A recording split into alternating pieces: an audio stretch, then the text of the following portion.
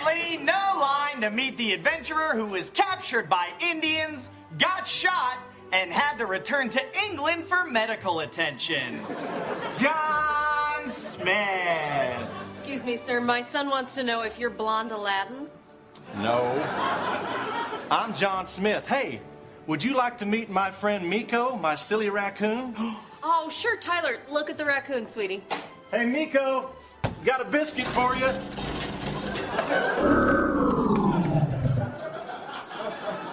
Thanks for scaring my child, Jack Smith. Actually, it's John Smith.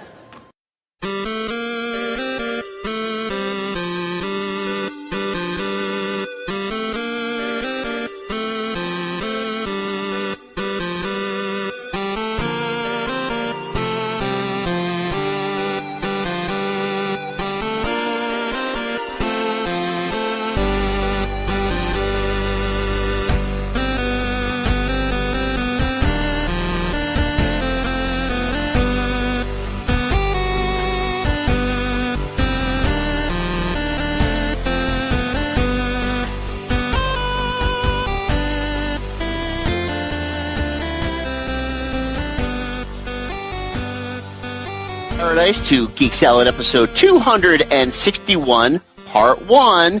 Houston, we have a Woody. But you're referring to the character from Toy Story, right? What? You're referring to yes. Oh, absolutely. Oh my God. Yeah.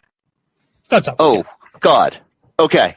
Anyway. All right. Well, anyway, we are here today to talk about the movies of 1995 as 30 years have passed.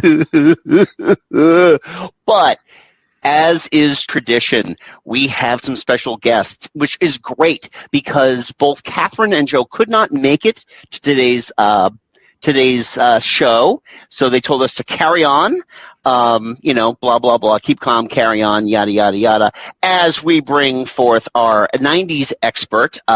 This is her sixth year, technically, doing this with us, Em from Verbal Diorama. Hi, everyone. Do you know what? I was thinking about this earlier, and I was like, it has become a tradition now, isn't it? Every year. Every year. What happens? Because I know a couple of years we've had to do it where I'm not live because other things have happened and all sorts of stuff. But every year, without fail, I will move heaven and earth to get you on for this one. So I know, and I'm so grateful because I love coming on. Literally, it is kind of our yearly Christmas tradition now, and I love it. It is. Now we just got to start getting drunk and doing these. So anyway, no. Last time we did that, your wife was none too happy with me. No. So anyway, we also have another guest, and I believe, Kurt, this is your first time on the podcast, right? Like the podcast proper? Yes. Okay, well, yes. You know Kurt from our YouTube Retro Movie Reviews, Mr. Kurt Smith. Yep. And he also frequently live streams our podcast and comments quite readily. So Right. Mm-hmm. We did not announce this one as a live, commentable episode, solely because, and if comments come up, awesome. But we got a lot of movies to talk about. We have 2 episodes to do it in, and we also want to kind of keep everybody on their time thing because Em is 5 hours ahead of us. yeah. So, and Em, who is the gracious host of the Verbal Diorama Podcast, where you learn the history and legacy of all movies, has actually discussed many of these, as evidenced by our timeline going, yes! Actually, it's pronounced yes! Thank you. Yeah. I'm very excited about... And also, this is the first year where, because obviously you give us a very detailed Google Doc with everything we're going to talk about, and it's the first year that literally every single movie.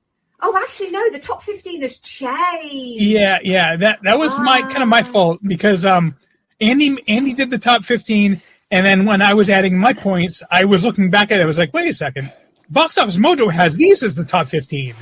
Yeah, but, and I did calendar year 95.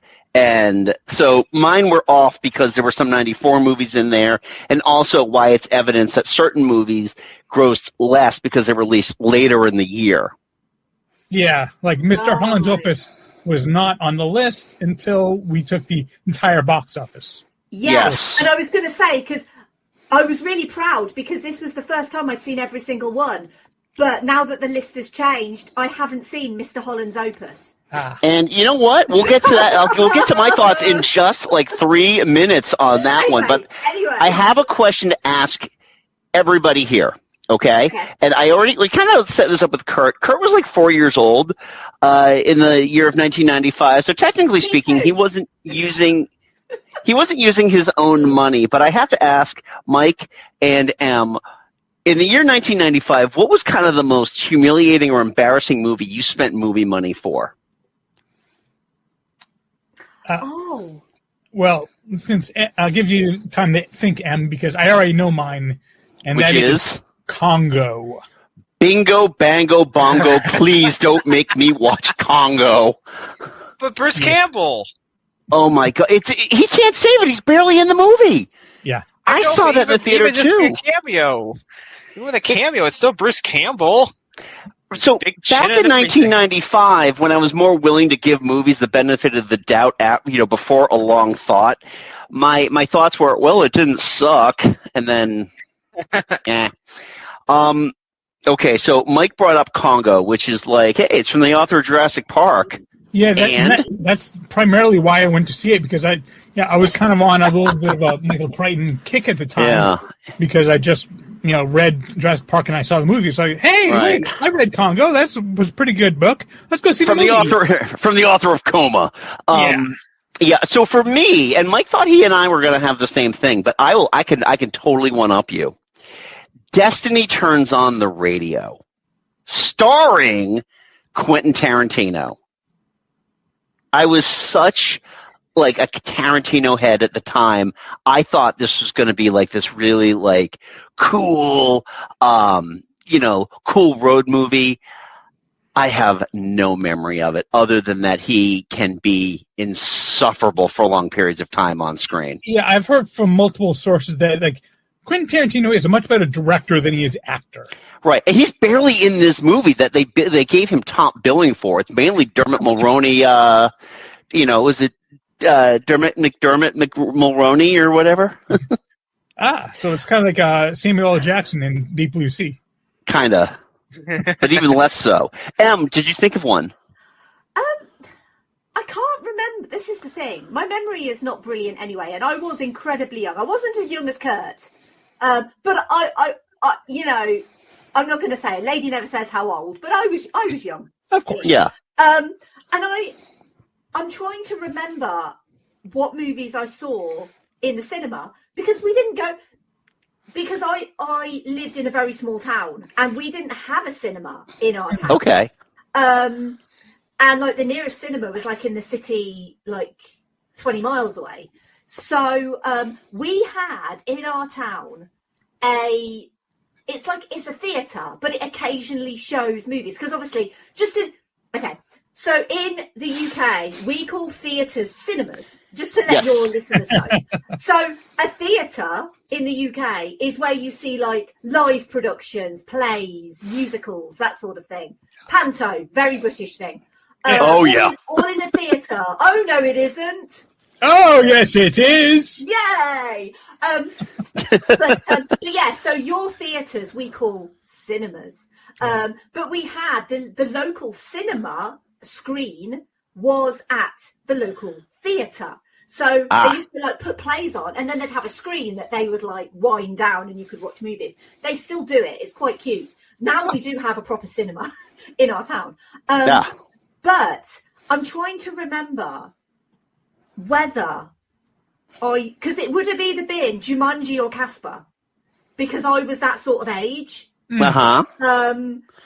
But so I don't have a really embarrassing one because I was a kid. So it was like whatever my parents or my grandparents took me to see. But I know I definitely saw either Jumanji or Casper. Oh, okay. I mean, neither one is really embarrassing. No, that's the thing. Right. Although I did have a really huge crush on Devon Sawa, who obviously was in Casper. That's quite embarrassing. Because All right. Look, it was a young girl thing. Like, we all had a huge crush on the guy. I understand. And then they made that movie with like Devon Sawa and Jonathan Taylor Thomas and the other guy. And I don't remember the name of the movie, but it was like Wild America. Wild America. That's it. I think that came out in '96, though. It did. So hold your fire on that one. So anyway, let's get to this list. So if you're familiar with how our show works, when we talk about our 38-year retrospecticus, the episode 1 will be the top 15 top box office grossing U.S. releases. Following episode 2, which usually is released a week or two afterwards, is kind of the rest. We have a lot of movies to talk about here. We are going to kind of park our car on a couple of them. Some are just going to be like, yeah, that was a thing that happened. But I want to start with number 15 at the U.S. box office, 1995, $81 million, Who While You Were Sleeping. Jerry, I'm not working Christmas. But Lucy, you're the only one. About family. For Lucy, loneliness was a way of life. Joe Jr.'s still single. Yeah, it's a shocker.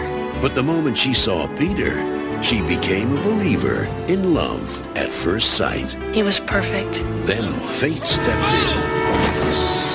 Mister! There's a train coming! Oh, God, you smell good.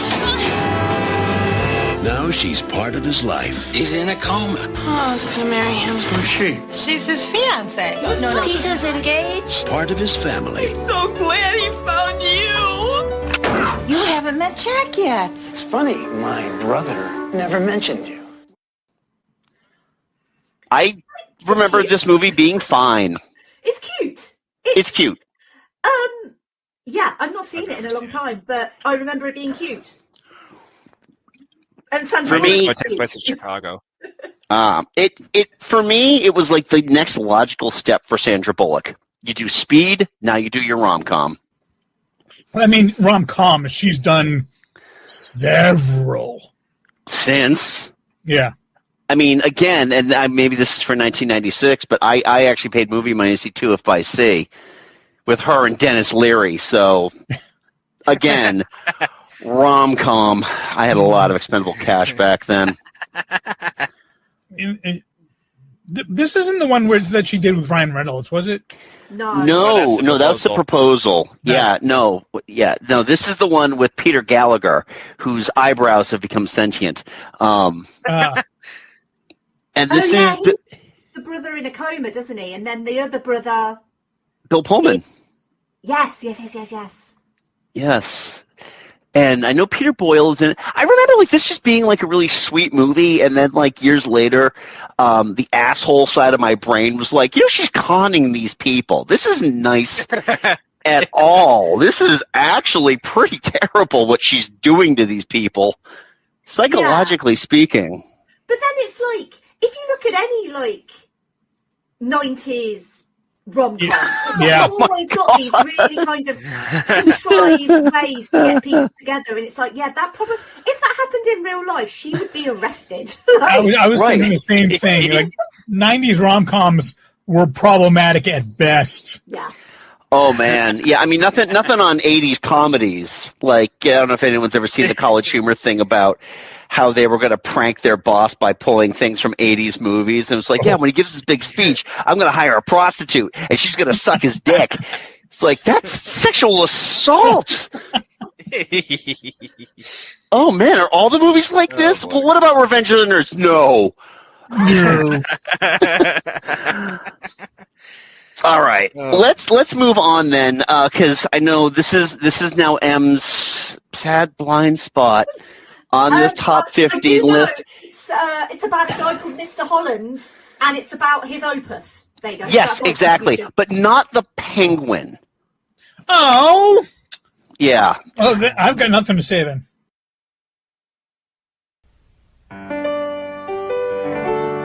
Glenn Holland had a lifetime of plans to write a symphony. That's what I wanted to do with the rest of my life.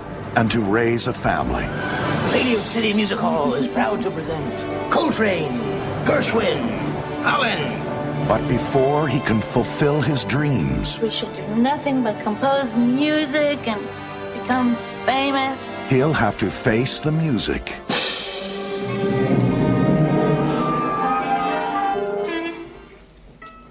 It was good.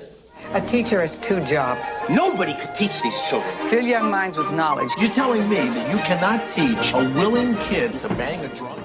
Has anybody seen this movie? I have. You have? I Okay. watched it on VHS tape when I was a kid. Oh, Christ. Kurt, okay. Discuss. Richard Dreyfuss is a music teacher. He, at this high school, John F. Kennedy High School in Washington State. He starts conducting this opus while, throughout the years, starting from the 1960s to the 70s into the 80s into the early 90s. His son's deaf, so he creates like this music, this way for his son to hear his music like through lights and vibrations of the sound. It's got a great soundtrack, like the Kingsmen's on it, Jackson Brown's on it. What was on the soundtrack? Because it's got a great soundtrack. Because it's like the first time I remember hearing Louie Louie by the Kingsmen. Really? You're also a child too. You haven't seen Animal House by this point. I didn't see Animal House until quite a few years down the road. I think the Beatles, like John Lennon's got music in it. Yeah, Spencer Davis Group, Keep on Running. John Philip Sousa, sort of Stretch Forever because there's a marching band scene, so you got to have Sousa. Stevie Wonder. Imagine John Lennon's in it. I know this one was released like at the very end of the year, so it was clearly an Oscar bait movie. Yeah. Oh, yeah. And it was like Dreyfuss's second ever Oscar nomination. Yeah. Oh yeah, Julian Lennon also wrote the title song for his son, which was actually really cool. Because that's like that. I haven't seen it. Like, movie. It's definitely Oscar bait, but like it's a little sappy. But it's fine. It's serviceable. It's like over 2 hours long, so it's kind of a little long in the tooth. So I think it could have probably been a little shorter, but I don't mind it. I mean, it made money, so there's that, I guess. Yeah. And I mean, honestly, a lot of Oscar bait movies do not make money, so kudos to that. Nope. Not especially in this year, and we'll go into that in the next episode. Yeah. All right, moving on. Number 13, $84.9 million. Dangerous Minds. Haven't seen you guys in a week. Thought maybe you got lost on your way to class. Wanted to help you find your way back. My boys don't go to your school no more, and that's gonna be it. You took them out of school? Go find yourself some other poor boys to save. Yeah, this is the one where Michelle Pfeiffer's White Saviour. And, yes. Coolio sings Gangster's Paradise, and everyone knows it from Gangster's Paradise rather than the movie itself. Right. Yep. Exactly. Exactly. I mean, Michelle Pfeiffer looks like a badass in that leather jacket. Oh, Let's just go. Let's just start with that. I mean, in fairness, I remember it more from Amish Paradise personally, but same here. Yeah, but I mean, again, this is like that was for you, Catherine. So here's the thing also, and this is, okay, so get your drinks ready, because 1995 was the year I started working for Suncoast Motion Picture Company. So a lot of these movies, especially the PG-13 and PG movies, were in our like regular in-store play. But if we got returns on movies, I would usually check those out before the store opened in our, like, we had a little like VCR. Yeah.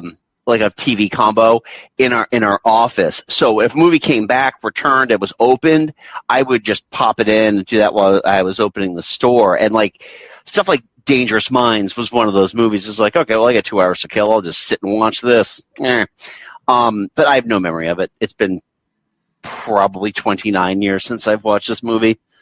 Yeah. So I've never seen it.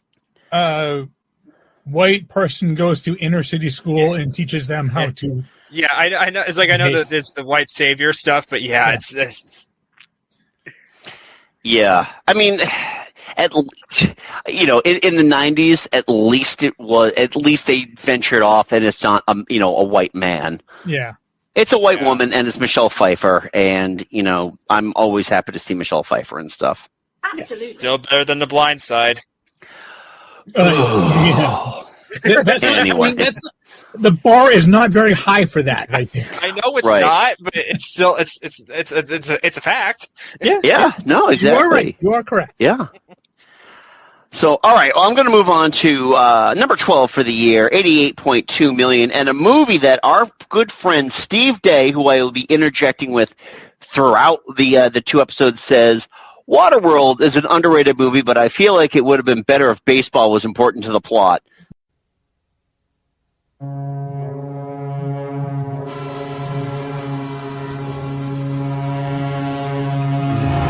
The future.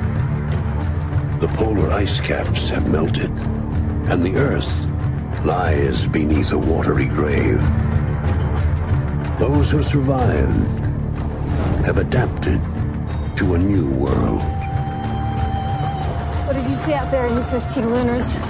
Such as? An end? An end to all this water? You're asking the wrong person. Pure dirt. So what's the word? We trading or not? And the human dream is the search for a mythical place called dry land. He's probably not wrong. No. I saw this one in theaters. Same. I've seen it on TV. So I didn't see this one in cinemas at all. Yeah. I've seen it since on like DVD and stuff. I find it completely fascinating. Like it's one of those that's been on the Verbal Diorama list for so long because I think the production of this is just a fascinating thing. Oh, absolutely. I mean, I would listen to the hell out of a Verbal Diorama episode of Waterworld. Yeah. I will schedule it in. I will definitely schedule it in for next year because this is anything, it's like people film on water a lot and they have loads of problems and then more people will still kind of go, well, let's just film this on water because why not? Yeah. And every single movie that's filmed on water has problems, but this is like the pinnacle. This is like one of the first movies to be budgeted, like I think over 150, I want to say. This, at the time, was the most expensive movie ever made. And the sad thing is now is that, like, it was the most expensive movie ever made. Then 2 years later, Titanic comes out. Yeah. Which was the most expensive movie ever made to that point. Now budgets don't even matter anymore. I don't even know what movies cost. But at least James Cameron had the good idea to film it in a tank rather than on the open ocean. Open ocean. There is a lesson. There is, if you want to avoid your entire production becoming a shit show, film in a tank for the love of God. Exactly. I mean, we all saw what happened with a young gentleman by the name of Steven Spielberg. You beat me to it, The shark movie? What was that called again? Teeth? It was a shark that terrorized the town and wouldn't go away. Whatever that movie was called, no one remembers it. I'm kidding, obviously. Yeah. Jaws the Revenge is what it was called. Yeah.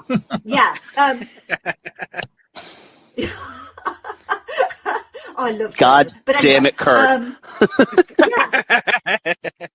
Oh, now you stinker.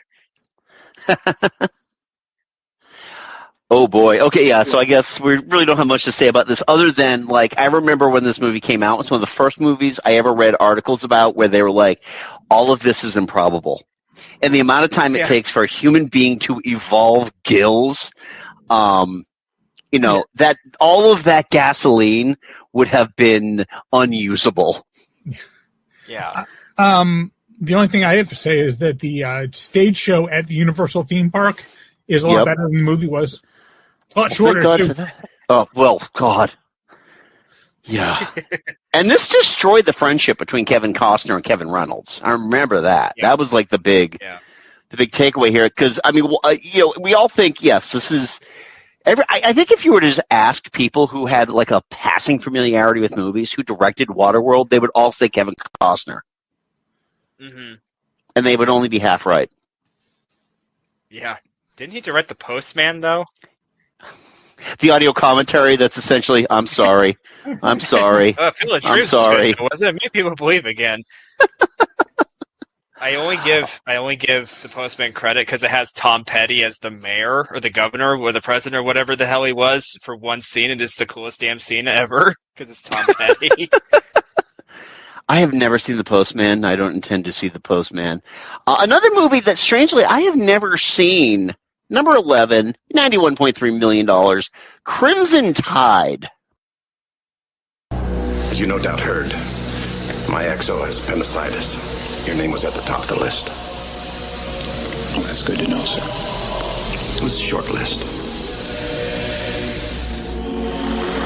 There's trouble in Russia. So they called us. And we're going over there and bringing the most lethal killing machine ever devised. The last time we hit this state of emergency was 32 and a half years ago during the Cuban Missile Crisis. So this is what it's all about, gentlemen. It's what we train for. Submerging ship. Diving officer, submerge the ship, make it depth 150 feet. On the 1MC. Dive. This year, we have a properly formatted emergency action message from National Command Authority. what we've always known Bravo. Echo. Charlie. Alpha. becomes what we've always feared. Gentlemen, this is the captain. Russian rebels have threatened to launch against our country and are fueling right now. Oh, yeah. Anyone? No one either. I do love me a good like post-Cold War submarine movie. I love submarine movies in one's- general. I'm shocked I haven't seen this one. This one's awesome. I mean, it's, Gene Hackman and Denzel Washington going head to head. Tony Scott's directing it. It's, there's Russians and, it's just, I don't know. It's not like Hunt for Red October. I know there's like contention with Hunt for Red October in some circles, but it's not a bad movie. It's a good solid like 2-hour movie, but it's paced well. I mean I like it. It's been a bit since I sat down and watched it, but it's solid. Okay. Em, have you seen Crimson Tide? I have a long time ago. I don't really remember it other than submarine. Yep. And again, I love submarine movies. I'm just shocked I haven't seen this one. All I know about this movie, other than, Gene Hackman just goes completely off on it, is that Quentin Tarantino did uncredited screen doctoring for it. Oh yeah, he did. I forgot about that too. Yeah, he done a bunch of script doctoring for it. So, well, I guess we can move on then, because I'd be safe to say that all of us have seen number 10, grossing $100 million, and the movie Steve Day says has that Die Hard with a Vengeance has the distinction of being the best movie in the series with the worst name, and now we're never going to get Live and Let Die Hard.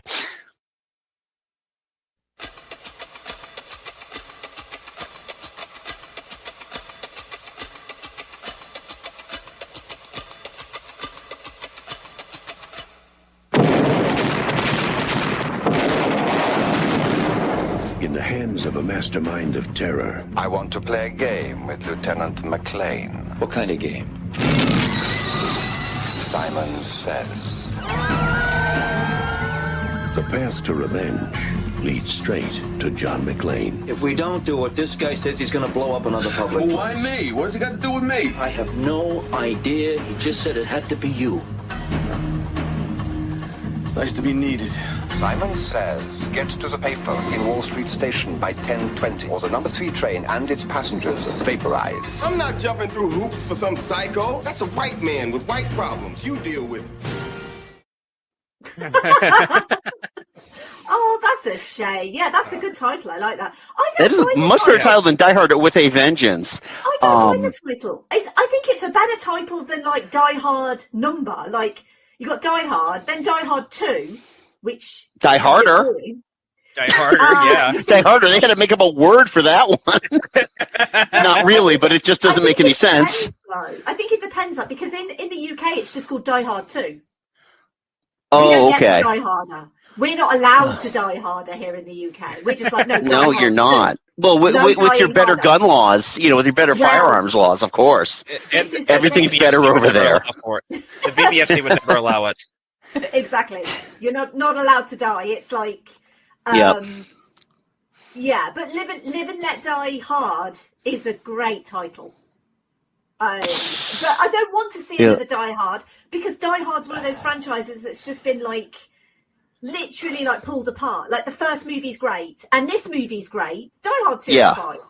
But this is a really fun movie that I like a lot, and I think it's because of the partnership between Bruce Willis and Samuel L. Jackson. Like, yes, they're great together.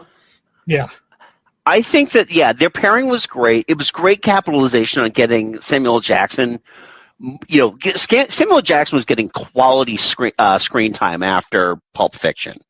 Mm-hmm. It's like people saw him and went, we can do so much with this guy. Let's continue to work with him. And then you get Jeremy Irons. Yes. Fresh off of Scar, and they're like, "Oh, this guy can play a villain." I'm like, "You never saw Dead Ringers, but okay." He was fantastic. This is a really fun movie, and I love the bits where it's all like game, the Simon Says games. Yeah, and really good. I just think that's fantastic. And the like you said, Em, the chemistry between Bruce Willis and Samuel L. Jackson is off the charts in this one. Yeah. I think another reason why this one works so much better than the second one is the second one was pretty much just the first movie in an airport. Yes. This one is a completely new story just with the same character. Right, exactly. It's like if the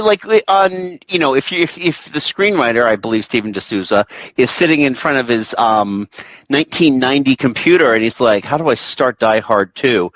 How does the same shit happen to the same guy twice? And that's what they ran with. It's like, but with this one, it is a completely different thing. Now, unfortunately, this formula only had the one movie because all the subsequent sequels after this, A Good Day to Die Hard or whatever the hell. It turned John McClane into a Superman, basically. Pretty much. Yeah. Pretty much. And all of that was all street level. Yeah, What's yeah, that? Yeah, I was going to say that was the issue, is that John McClane is supposed to be the everyman hero. Like that was the point of John McClane. He's not a superhero, he's just your average everyday guy. Yeah. And that's why I don't like the other sequels, because they do turn him into a superhero, and I'm just like, but what I really love about this movie in particular is that it's not a rehash of the first movie like the second movie is, but there's still that connective tissue, because instead of Hans Gruber, you've got his brother Simon, and it's like, the guy Alan Rickman's got a brother. Who knew? But you know what? If anyone was going to play the brother of Alan Rickman, Jeremy Irons. Yeah, That's how it works in my fan fiction. Yeah. All right. Well, let's move on then. Number 9 with $100.1 million. How do you pronounce this? Says 7N. Do you like what you do for a living? These things you see? You have to wear blinders sometimes. Most times. Detective William Somerset is looking for a way out. You're retiring. 6 more days and you're all the way gone. So how long have you lived here? Too long.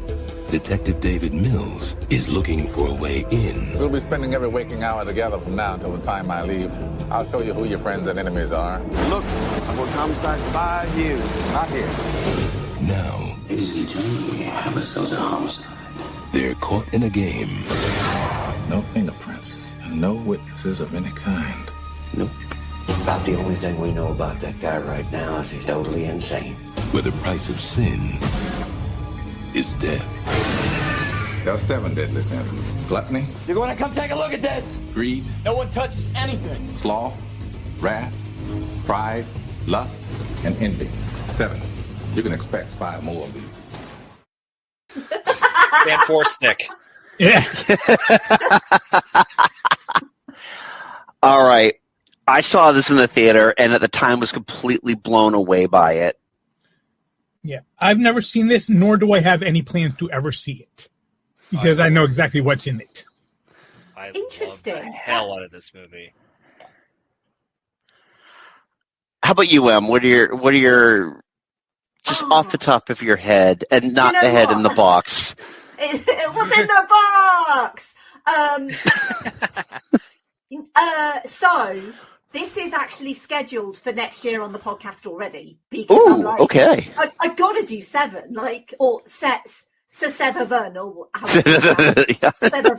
But yeah, I'm like, and I think this has got a really interesting story behind the scenes as well, which obviously I won't go into right now because it's coming in a future episode. But yeah, the idea of like you've got the 7 deadly sins and you've got these murders, and I remember watching this movie and like you said, Andy, just being blown away by it a little bit, like how clever it was and how original it was, and you don't really see that nowadays, in a sense of everything is kind of based on something else, or whereas 7 felt completely original at the time, and now every other thriller was trying to be 7. It's all like, yeah, exactly. The killer is just it's just this game of cat and mouse with the detectives. Now, I mean, in a lot of ways, I think that the antagonists' motives from Die Hard with a Vengeance are very similar. Not, obviously not carried out in the same way as John Doe and 7, but it's the same type of thing where it's just they can kind of see what the next thing has to be, that's coming up, the next thing that they have to get to before the murderer strikes. But can they figure it out in time? And with this one, they truly never do. Yeah. It's honestly, and this is just what kills me about this movie. There's a couple things about this movie. One is that I have to kind of justify to myself that I can still enjoy a good Kevin Spacey movie. Yeah, same. Kills me, especially because I just watched LA Confidential a few days ago. That is my favorite movie of 1997, and it's just like But also, I'll be honest. So good. Yeah, exactly. I also am so tired of David Fincher. It's like, yes, this is a great movie, and I appreciate what you have done for several movies, but there's just something about David Fincher's movies now. It's like the dude bros have just ruined them all for me. Yeah. Thank you for agreeing with me on that. They'll do that to you every damn time. Dude bros ruin everything. Let's be honest. Like, yes. Oh my God. Yeah. Exactly. But no, seriously, this movie in and of itself, though, just the overall concepts of this movie are they're fascinating, and it's really interesting to see that not all the victims die. Yeah. But the way that it comes together is is excellent. Mike, I can totally understand why you will probably never watch this movie. It's also very brooding too. Like the it way, is. It always seems like it's like a noir movie. It's like it's always raining. It's like Blade Runner. It's like Blade Runner. It just rains consistently, which it never does in California anymore. It's just raining, and it's just atmospheric, and it's brooding, and I just love that aesthetic of it. You just feel like this grittiness to 1995 Los Angeles when they're trying to hunt John Doe. It's just I don't know. It's like Michael Mann's Thief. It just captures this mood and this feeling, and it enwraps you in it, and it's just I don't know. It's just awesome. Yes, I also love the fact that Brad Pitt's character never learns how to tie a tie. Yeah, because I know adults that still don't know how to tie a tie. They literally have them. You can't tie one, really? No, I've never learned how. I can tie one, but it never comes out right. Oh, okay. Never. I'm like Ralph Wiggum trying to put on the onesie. My hand is like the hands are at the feet and the feet are at the hands. I dress myself. Yeah, I got a zipper tied mainly because I can't. They never look right. Yeah. Interestingly, I do know how to tie a tie, and excellent. Well, no, because I went to an all-girls school, which, whenever you say that, people are like, oh, she went to an all-girls school. What she got up to? It's not true. There's none of the Centurions. It's nothing like that, gentlemen. Calm yourselves. But yeah, and part of the uniform, we had a very strict uniform policy at our school. And part of it was you had to wear a tie with your like blazer and skirt and all of that. Yes. And you weren't allowed like an elastic tie. You weren't allowed one. Oh. Especially when I went to school. So that makes total sense. I would have been. when Well, when you're telling your teacher to, hey, teacher, leave those kids alone. I am curious about one thing though, Em. What did you score in your owls? What? I'm just making a Harry Potter reference. Oh, if I'm gonna blend my British private school stuff, I'm gonna try to get all of them in there. So, no, I didn't go to private school. No, that's true. You didn't go to private school, but you went to a far nicer school than I did. Let's just put it that way. Okay, so just to sort of say that, the British educational system is very different to the American educational system. No shit.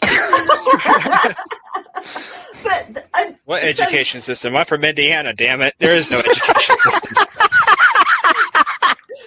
But the thing is we obviously, pretty much all schools here in the UK have to wear a uniform.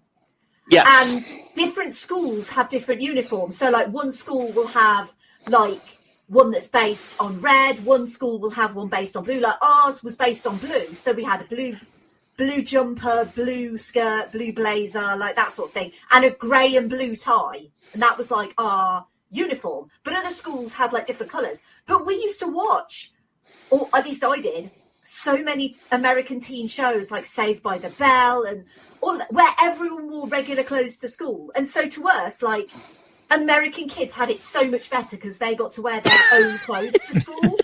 We had to wear stuffy uniforms. Yeah. So we everyone here wanted the American school system over here, minus the guns, of course. Right, yeah, well. Good luck with that. See also Dangerous Minds. So, anyway, sorry, carry on. Andy, blue and gray, that would be Ravenclaw. Blue and gray. I was actually thinking Hufflepuff, but I think you might be right. Anyway, let's. Talking about, I do know what you're talking about. But right, I was going to say, let's. We need to move on because trust me, when we get to the Scottish movies, there's going to be a lot more hazing going on. So anyway, let's move on to number 8, $100.5 million, and a movie that Catherine just watched recently and mentioned on our Horror Movies for Non-Horror Fans, our previous episode, Jumanji.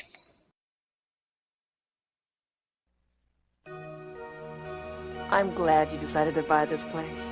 I'm sure that you and your kids will be very happy here. Every house has secrets. Everybody in town thinks the place is haunted. But what happened in this house? Little Alan Parrish. He just vanished about 25 years ago. Is a mystery that began a long time ago when Alan Parrish was just a young boy who made an incredible discovery. Jumanji. You want to play? Alan, look.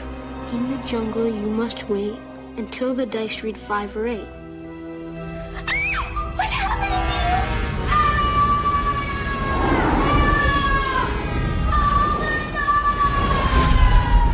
26 years later, Peter and Judy Shepard are about to play the same game and make an incredible discovery of their own. Are you Alan Parrish? Yeah. Oh my gosh. Everyone thought you were dead. Now, You were shaved before. they must roll the dice You're playing the game I started in 1969. I'm gonna have to play. and finish the game together. It's not my turn. Whose turn is it? Sarah Whittle? Yeah, I can see how this could be like a horror movie, especially because some of the scenes in it are quite scary. Yeah. But other than that, I have a ball with this movie. It is so much fun. It is. It's great. It's so much fun. I think, for a lot of us, the late Robin Williams was kind of everything. He was like our brother or our dad or our crazy uncle or, you know, and I grew up on a lot of Robin Williams movies because he was in everything and he was so great in everything. And I love him just generally. He's an actor who I miss. You know, speaking of the aforementioned Alan Rickman, who's again another actor I miss very, very much, just generally. Robin Williams is another that I miss very, very much. And I love Jumanji. And it's like, it's one of those things where you've got like a MacGuffin in a movie, and it's like the MacGuffin tells you exactly what it's going to be or what it is, but you do it anyway because that's the point of the movie. And I just feel like with something like Jumanji, with the board game as the MacGuffin, you wouldn't necessarily pick up like a copy, you know, a box of Scrabble and be like, oh, well, something bad's going to happen if I play this game of Scrabble and I get a certain word count. Oh, my God, crazy shit's going to go down. Like, if a word score and a lion appears. Exactly. But, yeah, this is... And the thing is the effects are dated, but I think... Oh, my God, are they? But yes, they are. It all kind of adds to the charm of the movie in so many ways. And yeah, this is another one that I would love to do on Verbal Diorama at some point. But yeah, I might as well I'm just going to say I'll do all the 1995 ones eventually because I've done a lot of them. Every movie ever released in 1995 will be on Verbal Diorama. Coming soon. Carnosaur 2. Patreon members get them a week early. But yeah, I love this. And obviously Kirsten Dunst as well. She was and Helen Hunt too. And Helen Hunt, of course, David Allen Greer was in there too. Yeah, he was the cop, and BB Newworth was in it. Yeah. I mean, the funny thing is I hadn't seen this movie in ages, but my kids like the remakes, like the new ones. So after that, I'm like, let's watch let's watch the original one. My son and I watched it on Netflix, and it was just like, I think he couldn't process because, again, you know, these damn kids and their spoiled, you know, decent visual effects. My God, some of the a lot of it looked like test footage from the Galamine rampage in Jurassic Park. It was but yeah, I didn't have a problem with who directed it too. Joe Johnson, I was just thinking that. Joe Johnson, ILM, you know, the guy who was responsible for my love of special effects for his work in Star Wars, directed this movie. Yeah. Also the director of The Rocketeer, one of the greatest movies of the 90s. Yeah. That's coming up for me soon. I still got to watch that one. I've never seen The Rocketeer before. Never seen The Rocketeer. Oh, Kurt. Enjoy, Kurt. Enjoy. I know it's good. I've heard nothing but good things about it, so I'm really looking forward to watching that. Possibly. My kids hated it. My kids hated it. Damn kids. I mean, whenever anyone says to me, like, my kids hated The Rocketeer, I always blame the father, personally. Yeah, that's has not instilled good taste in his own children. Yeah, sometimes they just rebel. Let's just put it that way. Sometimes they just rebel. All right, well, speaking of good taste here, number 7, $100.3 million, Casper.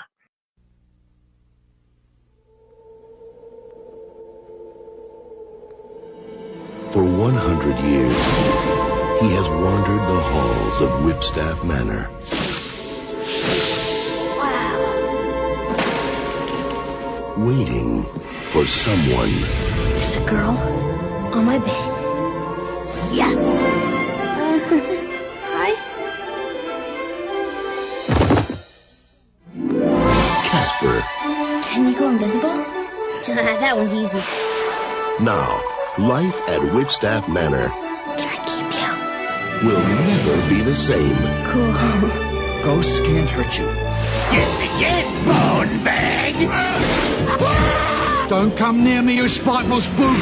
We share haunting stories, we throw parties.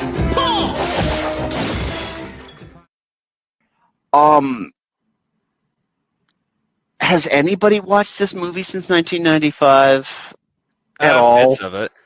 Yeah, I have, but not recently, because, you know, my crush on Devon Sauer has diminished It's in soured. over the years. It's soured. Soured. It's soured, yeah. But also, going back to what you said about what Catherine said about scenes, kids' movies that, are genuinely quite horrific. I think Casper could also be in that category as well, because there are some genuinely scary scenes. There are, mainly having to do with Kathy Moriarty. I haven't seen it recently to comment on the effects, but I know they were obviously quite revolutionary for the time. So I think, again, it's like 90s CG. It could be great.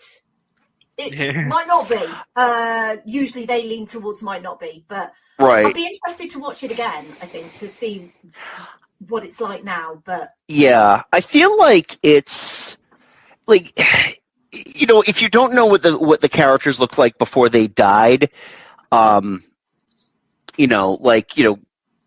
Casper was originally Richie Rich, and but yeah, I mean, like Casper and the other three, their effects work well, but when Kathy Moriarty and Bill Pullman become ghosts, those don't look great, and I kind of understand what they were going with it, but they didn't look great at all. So for me, and again, I haven't seen this movie since I think this movie came out the second week I worked at Suncoast, so this was constantly playing. I will say also this movie is part of the Ghostbusters universe. Mm-hmm. Because Dan Aykroyd makes an appearance.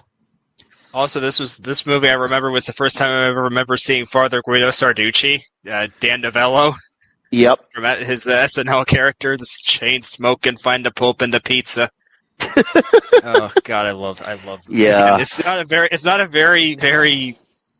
I don't know it's not like a character you can make today, but for the time of 1970s television, it's just such a funny character that it just seems weird to put him in a kids movie.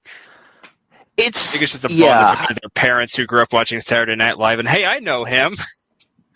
Exactly. Now, the sad thing about this movie, though, is that Brad Sieberling, who was the director of this movie, chose this as well as his next movie, City of Angels, because his girlfriend had been murdered. She was Rebecca Schaefer. It was his fiance. She had been murdered by a stalker. And so he was this sent him into a spiral where he just wanted to make movies about the afterlife and reconnecting with people in the afterlife, and it really is kind of a sad story when you break it down for this family movie that is the number 7 movie of the year 1995. I've never actually seen it. Closest thing I've ever seen about it is there's a very brief clip that they used in Sonic the Hedgehog 3. Really? Yeah. Well, because apparently Knuckles is afraid of ghosts. Oh. And so when they watch that, it just shows a clip of him screaming. Okay. Well, I can't. All right. So I can't speak for UK Netflix, but it is available on US Netflix, Mike, if you ever had if you really wanted to watch it. Yeah. I saw the clamshell around here somewhere. Oh, God. God, I hate clamshells. So very much. All right. Well, let's move on to number 6. All right. What the hell is an N64 game doing on our movie list here? This is cracking game. $106.4 million. GoldenEye. Bum, bum, bum, bum.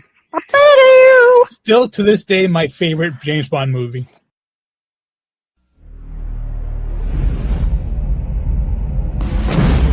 When the world is the target. 72 hours ago, a secret weapon system was detonated over Seven Iron. And the threat is real. GoldenEye exists. A radiation surge that destroys everything with an electronic circuit.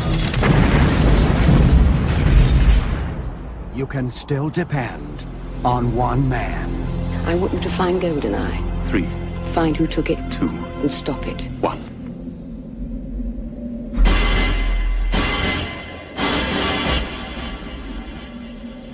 My name's Bond. James Bond. The world's most famous secret agent is back. We aim to please. And this time, 007 is facing the ultimate enemy. The man who knows him best.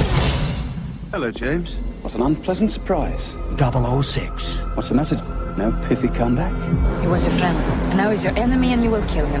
Is the satellite in range? Target is London. Now, the entire world is about to be caught in the crossfire. See you in hell, James. It's so good. It's so good. And it holds the distinction as currently, as of recording, being the only James Bond movie that I've ever covered on Verbal Diorama. Wow.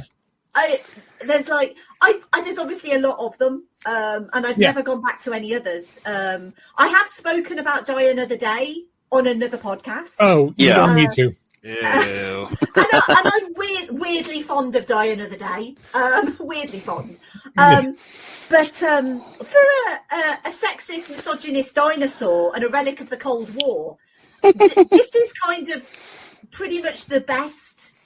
I'm going to say it, the best of modern Bond. I think this has everything. I love this movie so much. Oh, you're talking to somebody who adores Casino Royale.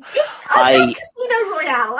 I agree. All right, so I agree. This is definitely the best of the Brosnan Bonds by leaps and bounds. That's really not saying much. It is a low bar. Yeah. And this is so much better than all the other ones. Also because the direction of this movie as compared to others when they started trying to tiptoe into auteurism. Yeah, this is also, I think, the first movie I ever saw Judi Dench in. Oh, yeah, possibly. The first movie ever. What's that? The first movie you ever saw Judi Dench in? What would she have been in that an American would have seen prior to 1995? I mean, literally, because I'm British, we're literally born and raised on Judi Dench. I understand that. I mean, So, Em, funny story. My wife is convinced that when she was studying abroad, her name was London. Nothing. Damn it. So my wife actually did a semester in London as part of a theater program, and she went to one of the cathedrals out in London and was convinced that she was sitting like a row across from Dame Judi Dench. So I understand, Judi Dench's place especially on the London stage. But as an American, this is the first time I'd ever seen her in anything, because after that, then her movie star starts to grow. Yeah. Yeah. Because the year after she does Mrs. Brown, and then she does Shakespeare in Love, and then so forth and so on. I just don't remember a time in my life when Judi Dench wasn't part of my life. Well, Judi Dench also still voices Spaceship Earth at Epcot in Disney World. For the time being, yeah. Cool. Yeah. Wow. Yeah. I think the reason that this is my favorite Bond movie is that I think like Casino Royale and Spectre. Is it Spectre? No. Skyfall, yeah. I think those are better movies, but they don't have like the kind of charm that classic Bond, like Sean Connery and Pierce Brosnan and even Timothy Dalton and Roger Moore had. Daniel Craig is much more gritty, and he lacks that suaveness that I got in spades from Pierce Brosnan. Yeah. Yeah. And also like the gadgets and all that. Daniel Craig never really used a whole lot of gadgets. I think that's the great thing about this movie in particular for me is that James Bond as a concept was kind of archaic. He's a character that was, came to life in the 60s, in cinema. Yeah. So, he's already been around for 30 years at this point. And, I think by the 80s, the character was starting to become very stale. And it's like, how much can you have this one guy, saving the world and, sleeping with all these beautiful women and, all of that sort of stuff. The very kind of typical James Bond that everyone was kind of used to. And what I love about this movie is that I feel like this is kind of the millennial Bond in so many ways, because it's he's very modern in the way that he thinks and his sensibilities. He still does have that kind of that James Bond roguish kind of, the secret agent, the lover of women. Like, he still has that. But then you have like these incredible like practical stunts, like the jump off the dam, which it just still looks incredible to this day. Yeah. And I know that I kind of agree with Mike in a sense that I really like Daniel Craig in the role of James Bond, but he's not got that kind of suave, charismatic, slightly punny, kind of joking way to him that all of the other Bonds have had. But the Pierce Brosnan kind of talk, and he does use the puns, but he doesn't rely too much on them. He's not like a Roger Moore kind of guy where he's relying too much on the puns. He's a good mix of everyone. At least not until Christmas comes twice a year. Well, I mean, I didn't want to say. But yeah. There is not enough suspension of disbelief in this universe to get me to believe that Denise Richards could have possibly gotten a PhD in nuclear physics. And be called Christmas Jones. Yeah. Exactly. Like all of these things. She's a beautiful woman. She's called Christmas Jones. She's got a PhD in nuclear physics. I'm like, exactly. I'm sorry. True. Yes, my unconscious bias is always going to be that if you name your kid after a stripper, I'm only going to think of them as being a stripper. Okay. Well, let's move on. That number 5. I gotta say one thing. Yes. This movie does not take my top spot as my favorite Bond movie only because it doesn't have J.W. Pepper in it. No, but it does have Jordan Baker. Oh yeah, bit part of GoldenEye. I think he's Bum Phillips. All right. Well, let's move on then to number 5 on the list. $108.3 million. Ace Ventura, When Nature Calls.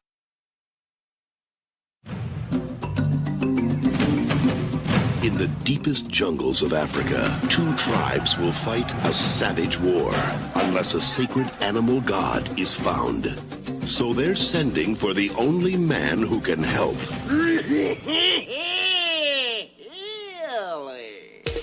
Jim Carrey is Ace Ventura, Pet Detective. Now, perhaps we should slow down. Nonsense, poopy pants! He will embark on a delicate mission to help a people untouched by civilization. They did not know about disease until the white man came. Ah, shit! I am fighting something. Blind to fear and immune to pain. Do it! I dare you! He'll gain the respect of the tribe. Discover the animal within. And answer when nature calls. You know what? We love you. I know we're going to talk about it. I know we're going to talk about it in just a few minutes here with the same quote, but I cannot sanction Jim Carrey's buffoonery in this movie. No, and I'm going to say that again in just a little bit. I have not gone back to watch this movie since it came out. Same. And I own it on VHS. Oh gosh. It is still better and less problematic than the first movie. Oh, that's for damn sure. Yeah. But it was like... I think this movie is summarized quite effectively by the fact that he pretends to be shit in a rhinoceros and comes out of a rhinoceros's anus. Yes. Ace Ventura is literally shit in this movie. Yeah, it's fine. I think, like Mike says, it's definitely less problematic than the first movie, but it's like the bar is low. No, that is true. That is very true. Right. Exactly. Yeah. But even I don't know. It's just there's not a lot I can say about it. Yeah. So. Okay. I'm very infantile, so like I don't hate it. It's definitely got like a lot of recycled jokes from the first one, but I'll be damned if this movie does not make me laugh at least 20 times throughout the runtime. It's one I would definitely have to go back and check out, but I do remember when I saw it, I enjoyed it. Yeah. I remember like enjoying it, but oddly not as much as the first movie. I felt like the first movie gave you more for less. Because it definitely doesn't have like the sheen of a movie that's got a ton of money on it, that was sunk into it. But again, it's been a while. The first one's problematic, and this one I don't know if I could. I don't know. A lot of it also is just Jim Carrey in general. I'm kind of off. Hi-ho Silver, away! You know what the funny thing is though is that Simon Cowell was in this movie. Yes, and I didn't recognize him because the previous year he was in Four Weddings and a Funeral. I loved him in that. I didn't even realize it was the same actor until I went back. I'm like, oh yeah, and then I went back and watched Amadeus, and I'm like, oh yeah. So, all right, well, let's move on then to number 4. Speaking of problematic. $141.6 million. Pocahontas. It's Disney's most enchanting tale of adventure, fun, and courage. We will destroy these invaders. I'll always be with you. Forever. Disney's Pocahontas.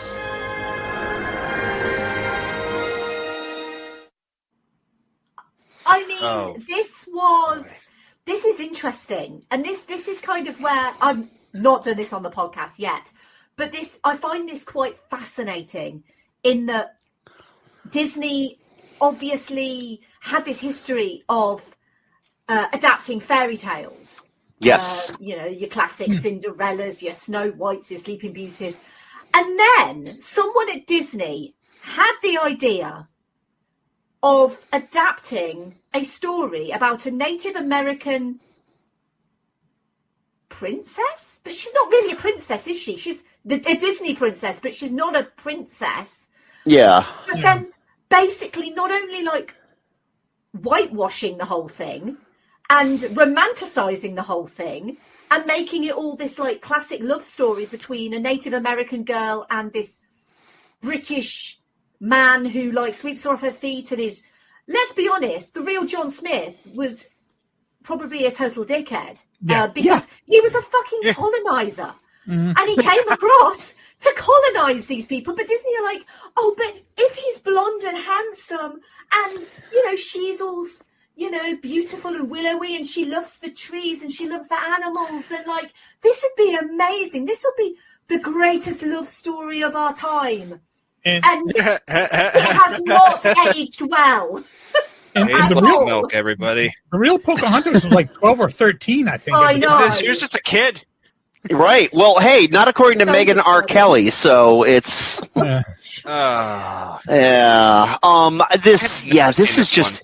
This was always on the run on Suncoast. What's crazy to me about this movie is that none of the animals talk, but the tree talks. Also, what's that? For as big of a Disney fan as I am, this is one I've never actually seen. After Lion King, I really kind of fell off Disney, and then I came back to it later with Frozen and Tangled. But I never really kind of gone back and covered my losses. What's crazy to me is that this was supposed to be their big movie, and Lion King was it was the B team of movies, and then and it's crazy, but it's not good. The songs are barely memorable. No. I know that I mean, at least we got Steven Schwartz's Oscar, Broadway composer who finally wins an Oscar. Kind of like Sondheim with Dick Tracy. Colors of the Wind and Just Around the River Bend are two I like. I think there's another, but those are the only two that just spring to mind. All I can think of is like the song that Governor Radcliffe starts to sing was played constantly on a Lindsay Ellis video where she's talking about like gay coding Disney villains because they just keep cutting to us like, see how it glitters. Oh yes, Lindsay Ellis has a great video on Pocahontas as well, I believe. Yes, I love most of her videos. I think she's great. She is brilliant. And we're actually going to talk about one of her videos in the next episode, just for a bit, because it ties into one of the movies we're talking about. I'll tell you what it is in just a little bit, though. I'm going to keep you all guessing. Suspense. Suspense. Woo! Now you have to come back and listen to episode 2. All right. Number 3. $172 million. Apollo 13.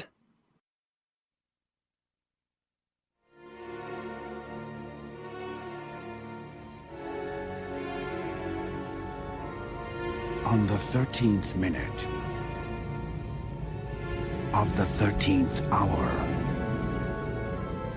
the 13th Apollo mission was launched. A million things could have gone wrong. Our next broadcast will be from the surface of the moon. On April 13th, one did. Houston, we have a problem. We got a wicked shimmy up here. Houston, we are venting something out into space. It's definitely a gas of some sort. This is Houston. Say again, please. It must be the oxygen. You see what I see? Fight. Their heart rates are skyrocketing. We have a 401 alarm. That can't be real. Man, it's fighting me. Jack, what's the story here? I keep losing radio signal. That can't happen. It's got to be instrumentation. And we got some serious time pressure here. We're looking at less than 15 minutes of life support left. It's like they're all over the place. Damn, we're losing it. We never lost an American in space. We're sure as hell not going to lose one on my watch.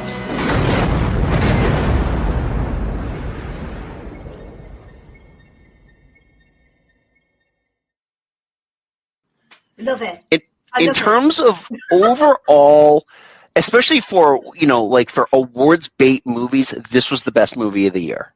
I saw this one in theaters, and it is still in my top 5 favorite movies of all time. It is so amazing.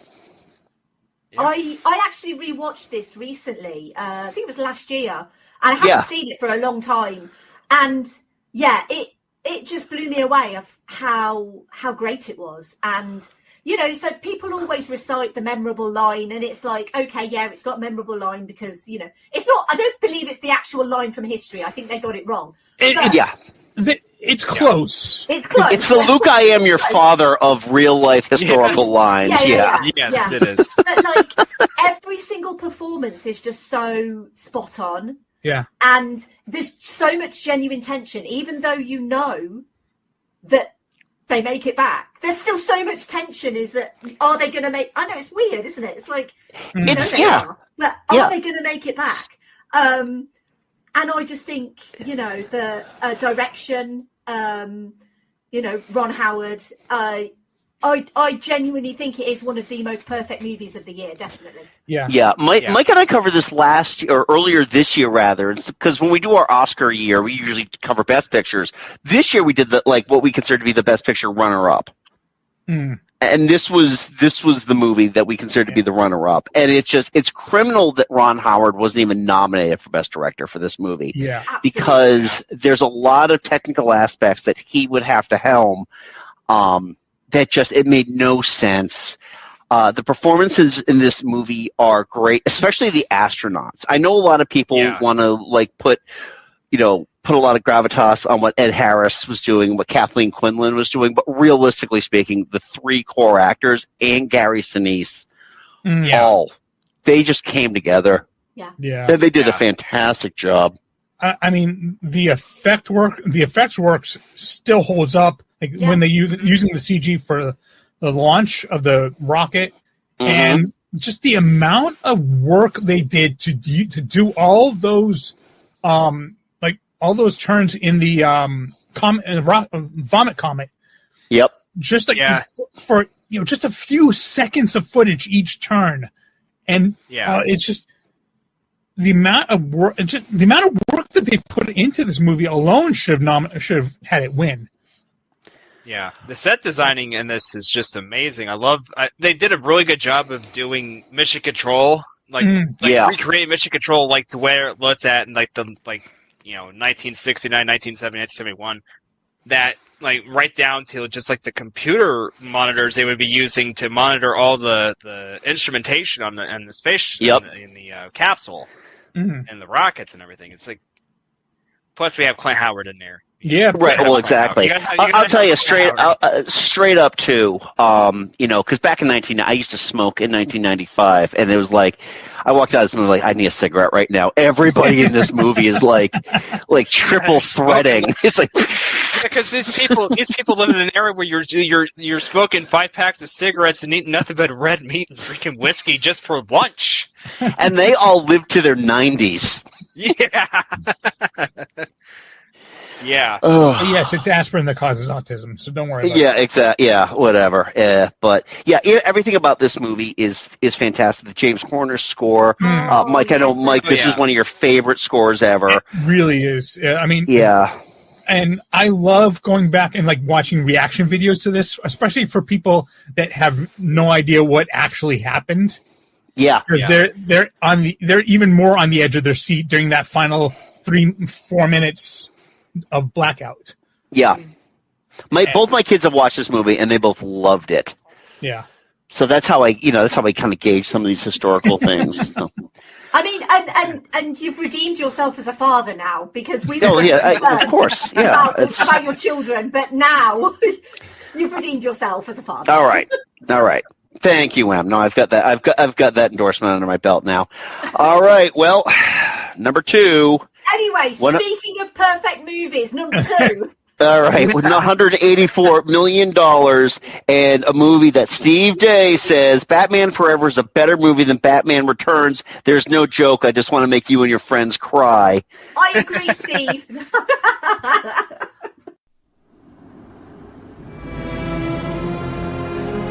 Riddle me this, riddle me that.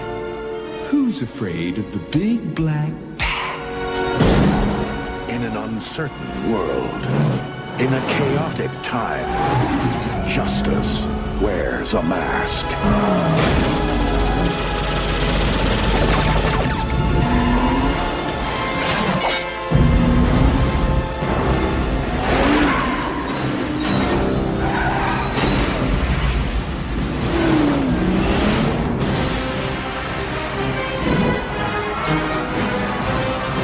Your entrance was good. His was better. Love is a game. What is it about the wrong kind of man? It's the car, right? Chicks love the car. Oh, I cannot sanction his buffoonery. I mean, but don't you want to see him do hip thrusts while throwing bombs around? All right, I understand if you were of a certain age when you saw this movie for the first time, you're like, yeah, this is magic to me. I totally understand that. I'm not going to yuck anybody's yum about this movie. Yes, you are. But the same, the one thing I will say is that there is a shit ton of revisionist reactions about this movie. Yeah. And, I think it's one of those. I mean, I'm very, very fond of this movie. Yes, I know, and that's why I was trying to be nice. No, say what you want. It's like it doesn't change my opinion on it. No, of course. You know, I'm very fond of it because not only because it was like one of the biggest episodes that I did last year on the podcast. Honestly, people flocked to Batman Forever. I always called it Batman and Robin then. That's another story. You would be forgiven for not knowing the difference. The thing is I genuinely, and I think I say this in the episode, genuinely feel like this is like the best of the Burton Batman and the best of what would come with Batman and Robin all kind of mushed together, because it's like, it's not as crazy as Batman and Robin. It's not as serious as Batman and Batman Returns, but it's like the story behind it is so crazy, and like it's just one of those movies that is just, it's so different from what came before. And it's like, well, why is it so different? Well, there's a story as to why it's so different, because it's like, well, we want merchandise, we want toys, we want to, it's like that. But the reason why this movie is the way that it is because of Batman Returns. I was only following orders. and if you want to hear more about how different it is, there's a Verbal Diorama episode about that. There is. Yes. There is. Hold on. Let me bring up the episode. I was going to say. I told you get your episode. You get your episode numbers ready. And quite honestly, and Tommy Lee Jones, fucking hated. Jim Carrey. Literally despised him. And I love that. And those are the stories that I love to do on the podcast. Episode 271. 271. Okay. 10 more than we are right now. Yeah, exactly. Well, again, we had this conversation last year. We are all equal. We are all equal in God's eyes. Sometimes it's about quality, not quantity. Well, yes, but Em, you're both. Yes, there you go. And, thank you. I will be sending you payments in the form of a bank transfer / check / however you want it shortly. As long as you spell check with a QUE, I'm fine. That is the English way. Yeah. Can I point out something that drives me nuts about this movie, and it has nothing to do with the overall storytelling, but more the filmmaking aspect of this? That Joel Schumacher could. No, actually, it's that Joel Schumacher could not film a fight scene to save his life. Like, almost everything is flat. It's just like the camera's just kind of been nailed into the floor. And if it's not, it's like doing that weird spirally thing. Yeah, it's just, there's a lot of that going on, and Elliot Goldenthal's score drove me up a wall. Like the car did at some point to run an explosion in this movie. I love that. I love that so much. That's one of my favorite jokes in the riff tracks for Batman and Robin. When you first see the Batmobile, the Batmobile in the last movie drove up walls. This one turned into a French nightclub. Yes, I remember growing up and watching the local circus on television. Yeah. Oh, you did too, huh? Yeah. Yeah. Well, if you want, I know Mike and I have done a retro review on this, long ago, but Emma's also done a verbal diorama on that, so check that one out. So before we start getting into Jim Carrey making all the Looney Tunes noises as he's blowing up the Batcave and thrusting his dick at the audience. Hold on. I've just been kissed by a rose. From a grave? Yeah. Yes. Yeah. I will say this soundtrack isn't bad. Oh, it's banging. No, it's not. The soundtrack is banging. Yeah. Hold Me, Thrill Me, Kiss Me, Kill Me is actually one of U2's better latter, post-Joshua Tree songs. There's not a lot. I'm not going to say post-Joshua Tree. I'm going to say post-Octung Baby, because everything else besides that, it's like... I like Vertigo. Yeah, I have the best of U2 Volume 2, and it's like, it's on there, and I like that, but I miss the old new wave U2. Anyway, we got one more here before we wrap up episode 1 and go into episode 2 after everyone probably takes a bathroom break. Is or loo break, if you will. $191.8 million, the number one movie of the year of our Lord, J-Town, Toy Story. Sergeant? Yes, sir. Establish a recon post downstairs. Code Red, repeat. We are at Code Red. Recon Plan Charlie, execute. Move, move, move, move, move! It's a big one. Walt Disney Pictures presents Star Command, come in. Do you read me? The story of two toys. There seems to be no sign of intelligent life anywhere. Hello? Headed for a showdown. My name is Woody. This is my spot. I am Buzz Lightyear. I come in peace. You are a child's plaything! You are a sad, strange little man. And playing by their own rules. Draw. Me again. I don't like confrontations! Buzz, look, an alien! Where? Quite possibly the most influential movie of the year. Yeah. Absolutely. Very much and so. it's crazy to me, too, because when you watch this movie, especially looking at Andy and Sid and seeing the evolution of how humans have evolved in the Pixar universe. Yeah, watch this movie, then watch Inside Out. Yeah, or no joke, just watch this movie, then watch Toy Story 3 or 4. Oh, yeah. Yeah. I mean, it's insane to me. I mean, I'm not surprised that this was the #1 movie of the year because it was revolutionary. It was Disney finally kind of recapturing the magic that was starting to seep out with Pocahontas. Yeah. There's about a 4 to 6 month differential in when these movies were released. I mean, in all fairness, though, this is only a Disney distributed movie. It's not a Disney made movie. Right. But if you ask the layperson today about it, it's a Pixar movie, but it's a Disney movie. Yeah. You know, you go to the park and you go on Toy Story Midway Mania.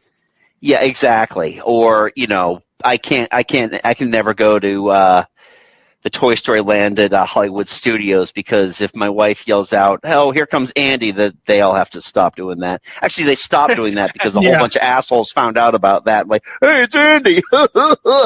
I was not one of them. No. So, I mean, it is a good movie. It's a very revolutionary movie. It's probably the most influential movie of the year. I'm not going to say it's the best movie of the year because they put more effort into the technology to make the movie than they did the story. I mean, the story's still good. Yeah. But it compared to even Toy Story 3, the story is very basic here. Well, let's just apples to apples here. Toy Story, just talking animation, Toy Story versus A Bug's Life, which was 3 years later. Well, Bug's the Life animation is already kind of evolved. But again, Bug's Life is also based on Seven Samurai, so. And Three Amigos.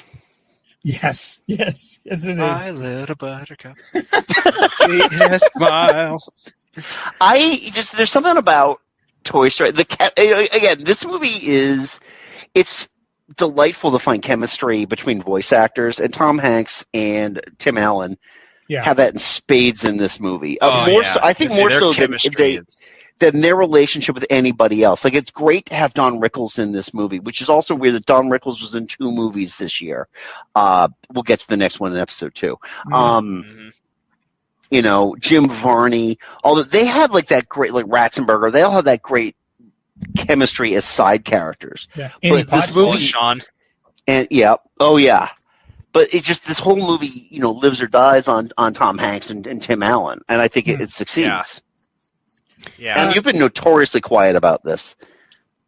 She's either stewing that we're there's a better Pixar movies, but go ahead. Well, I mean, I've been waiting for you gentlemen to finish so that I can finish this episode with an extended version of what I would like to say. The profanity-laden rant is coming, everyone. And also, Evie, my cat, is here with me as well. So, she's gone. Just as I mentioned her, she's like, "Nah, bitch, I'm going." She was here. Okay, so Toy Story is actually a movie that I have seen in cinemas, but I didn't see it in 1995. I saw it for one of the re-releases. I think it was maybe for the 20th anniversary Okay. I went and saw it, and it was actually a 3D version of Toy Story. Oh. As well. I was just going to ask you if you had gone to one of the 3D conversions. I did. I mean, it was fine as a 3D conversion, but unnecessary. Anyway,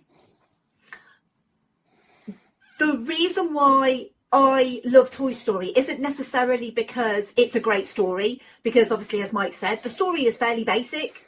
For me, Toy Story is one of those movies that remains so vitally important to the animation industry. For people who don't know, I love animation. I'm a bit of an animation nerd. No. We don't just cover animation on the podcast, but I love talking about animation. Toy Story was one of the first animated movies that I talked about on the podcast. It may have actually been the first. I can't remember. But it was episode 50. I remember that. And one of the things that strikes me about Toy Story is it was so important to the industry in the realm of technological advancement. Nothing like this had ever been accomplished before, certainly not in Hollywood. And the fact that they did this and they did it to the level that they did it at, the fact that it is a good movie, it's in many ways a great movie. I think we can look at this and see the advancement, obviously the obvious advancement in technology. But also, for me, not only is this one of the greatest movies ever made in terms of animation, it also is the downfall of a lot of animation. Because people saw this movie and they saw, look what we can do with computers. Let's just use computers for everything. And at the kind of behest of traditional kind of hand-drawn and stop-motion animation, which is probably one of the biggest bugbears that I have, is that I think this movie is outstanding. And in many ways, this movie is perfect. And like you say, the cast is great. It's one of those things that I find completely fascinating. The movie that we were going to get for Toy Story is completely different to the movie that we did get for Toy Story. Yeah. This movie almost wasn't made because of that. Yeah, and there's obviously a story behind that, and you can hear that story in episode 50 of Verbal Diorama. But the fact that this movie contributed so much to the downfall of other animated movies, that movies came out that were so technologically advanced in their own right, but audiences didn't want to see them because they were primarily hand-drawn. I have a bit of a bee in my bonnet about that in so many ways. But it's like, the thing is, it's like, you look at movies in general and CG is so advanced now. It's in everything. Even if you don't think a movie has any sort of CG visual effects in it, it does. It's remarkably well hidden. Any movie that says there is no CG in the movie is lying, you know, because they will, even if it's the removal of strings or, you know, cranes or whatever in the background, they've still used it in some small way. And movies have kind of reached a point now where pretty much everything is CG, and practical effects have taken a back seat. And it's this kind of the same little bugbear that I have with movies in general, because I love practical effects. But I love this movie so much. I have so much respect for it, but also I'm so sad at kind of what the industry did after this, because the industry weren't like, oh, well, everything can coexist together. We can still have hand-drawn stuff, and we can still have CG, and we can still have stop motion. It was like, no, everything has to be CG from now on. If it's not CG, audiences don't want to see it. And it's just kind of contributed to the death of this incredible art form that is hand-drawn 2D animation.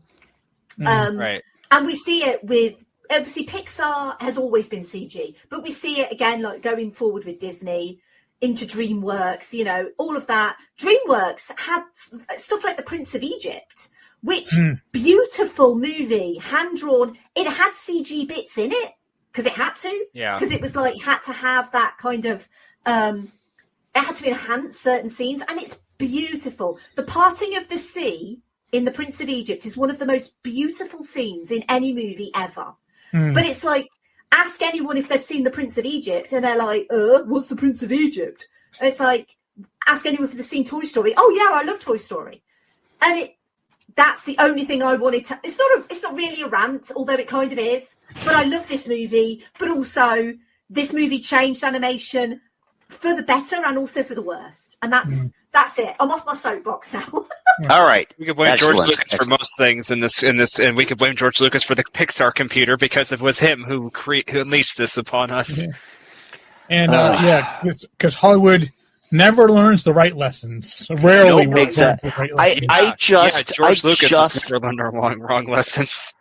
I just saw an app that is supposed to allow you through AI create a digital version of a departed loved one that can kind of we were talking about this. Yeah, we were and talk to you. Triv, and Dan and Nick from Movie Emporium were just talking about this the other night. It's like, oh my god, that's depressing.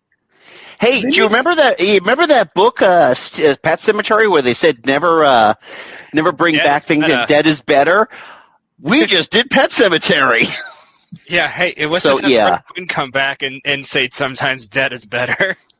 It's just, this is just, but no, I agree with you, Em, that it definitely opened the Pandora's box, especially with animation, because I think from this point on, that while traditionally animated movies would come out, even with the CG enhancements, I'm totally on board for, it would become less and less and less, and that's kind of Toy Story's Fisher-Price cross to bear for that, so. Yeah. Anyway, so... I do too. I'm not taking anything away from it. It's not my favorite Pixar movie. It'll probably never be my favorite Pixar movie. It's not even my favorite Pixar series, but I enjoy it. I really, truly do. Yeah. It's like Snow White. It changed cinema. Is it the best? No, but it changed cinema. Yeah, exactly. So anyway, that is episode 1. Through the magic of post-production, we'll actually make it pretend like we're bringing Kurt and Em back in just in like a week or two to have them come back and do this all over again for the rest of the movies of 1995. But we are going to wrap this part of the episode up. But before we do, let's get your pluggables. Kurt, we'll start with you. What are your pluggables? I am only found in 2 places. 3, technically. Most Woolworths stalk me, but you have to get me early. You can find me over at Letterboxed. I write reviews almost every Sunday or Monday. Most of the stuff I just watch like on Friday nights. Most of the bad movies I watch with the Popcorn and Pain Discord group. I just did my 31 Days of Horror for last month. It was all bangers. The Thing took the top slot, and Night of the Comet took the last slot, but what's in between, you'll have to read the list to find out. And I am only exclusively found on Blue Sky at, Swayze of Arabia.bsky.social, I think is what the... It's Swayze of Arabia at Blue Sky. Yeah. My God. So you can only... Yeah, I wish it was shorter, but, beggars can't be choosers. But yeah, that's where I'm only at. I'm not on Facebook, not on Twitter anymore. Right now I'm planning... We haven't set a date in stone yet, but Triv and I from Trivial Theater are going to be doing her bi-monthly Rift Tracks the Game stream. Sometime probably later in the month, but when the date gets more set in stone, I will be posting that on my social, on my Blue Sky, so keep your ear to the ground on that. And that's all I got. Awesome. Em, you host a little podcast, don't you? I mean, I've barely mentioned it, so... Hardly. I guess I should probably mention, got a podcast. You've probably not heard of it. What's it called again? Whatever it's called. Verbal Diorama is what it's called. M Diorama, yeah. Yeah. And or if you like some sort of herbal refreshment, it could be Herbal Diorama. But I suppose it depends on what kind of herbs. Actually, it's herb, not herb. I just want to let you know. It's not herbal. No, it's Verbal Diorama. It's the only time you ever pronounce the H. We get it. So. You can find Verbal Diorama, and literally at the moment just released episode 321. So 321, go listen. I love it. Yeah. So I've released a lot of episodes. There's a lot of histories and legacies of podcasts. Podcasts? No, movies. Oh my God, what am I talking about? History and legacies of movies you know and movies you don't. That's available in your podcast app of choice. So wherever you listen to Geek Salad in your podcast app, you can just go over to the search bar and find Verbal Diorama and listen to some episodes. Andy has been on a couple of episodes. It's been a while. It's been a while, yeah. And actually, Andy, you'll be pleased to know that a couple of days ago, I went to the cinema to see Dogma in 4K. Oh, yes. And it's glorious. I just had a conversation with my daughter about watching Dogma because she's currently reading the Da Vinci Code right now. And I'm trying to teach her about other movies that tastefully handle religious parody. So Dogma is on our list now. That's become available again. That should be a fun watch.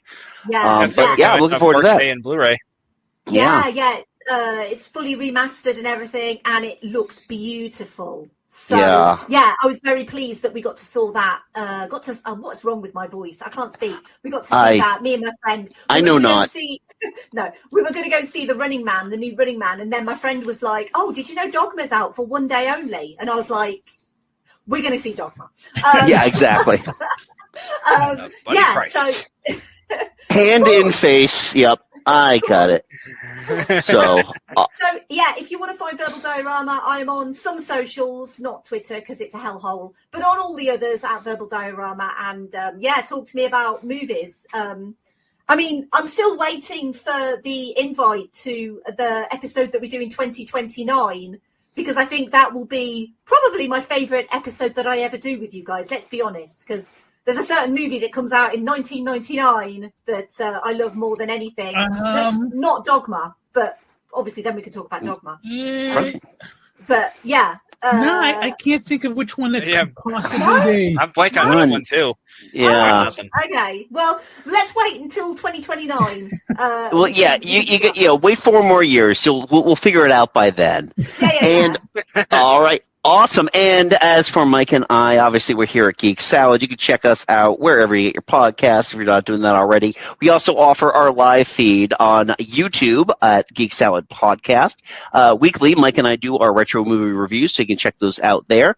And you can find us on the socials. We are Geek Salad Podcast on Facebook and Geek Salad at Geek Salad Radio on Blue Sky. We are no longer on the Nazi site, so we don't have to worry about that. And so stay tuned, because in about a week or two, we will be back with the rest of the releases of 1995. So if you're like, they didn't mention X, or they didn't mention Y, or they didn't mention Z, we will see what I did there? We will have those coming up in just a bit. So anyway. Unless you're listening live. Yeah. Kurt, thank you very much for joining us, and until next time, I'm Andy. I'm Mike. And we'll talk to you. Go forth and be nerdful. We'll talk to you later. Bye. Bye.